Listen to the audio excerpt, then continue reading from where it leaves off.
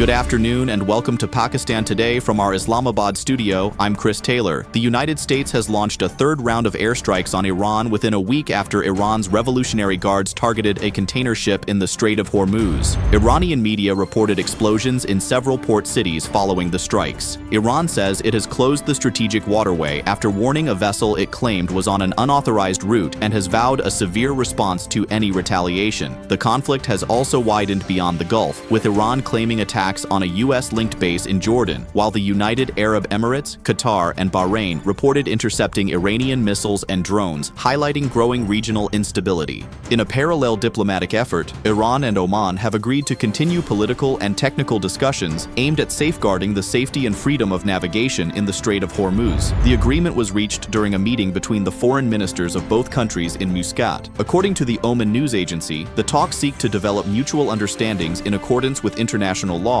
following recent tensions and their impact on maritime security. The United States is also reportedly working with Iraq and Syria on plans to revive the long-idle Kirkuk to Banias oil pipeline. According to reports, the project would enable Iraq to export crude oil through Syria's Mediterranean coast without relying on the Strait of Hormuz. The proposal is expected to be discussed during Iraqi Prime Minister Ali al-Zaidi's meeting with U.S. President Donald Trump at the White House next week. The decades-old pipeline would require complete reconstruction, with American companies expected to play a leading role. Qatar and Jordan have discussed the latest regional developments during a telephone conversation between Qatari Prime Minister and Foreign Minister Sheikh Mohammed bin Abdulrahman Al Thani and Jordanian Foreign Minister Ayman Safadi.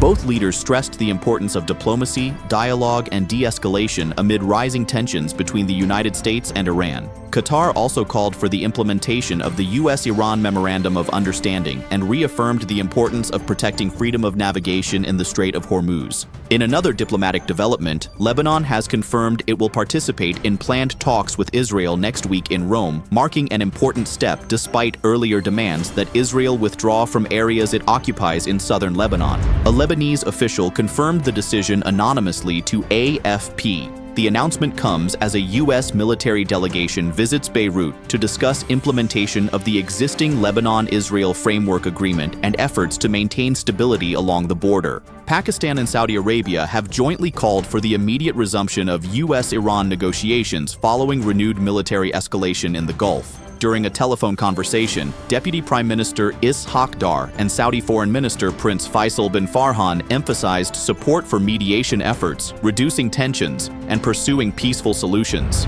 Both leaders warned that continued conflict could undermine the Islamabad Memorandum of Understanding, which is intended to guide Washington and Tehran toward a comprehensive agreement and promote long-term regional stability. Officials say both countries remain committed to encouraging dialogue and preventing further escalation across the region.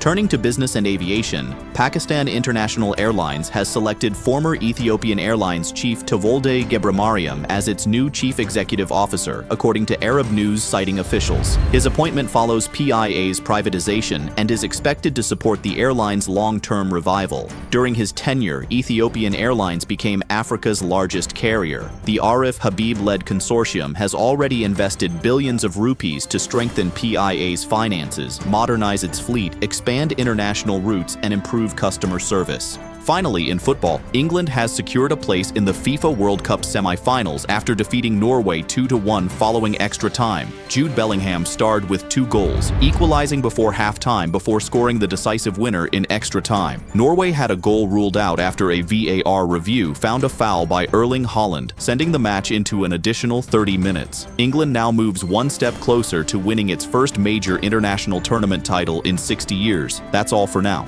You're watching Pakistan Today. I'm Chris Taylor.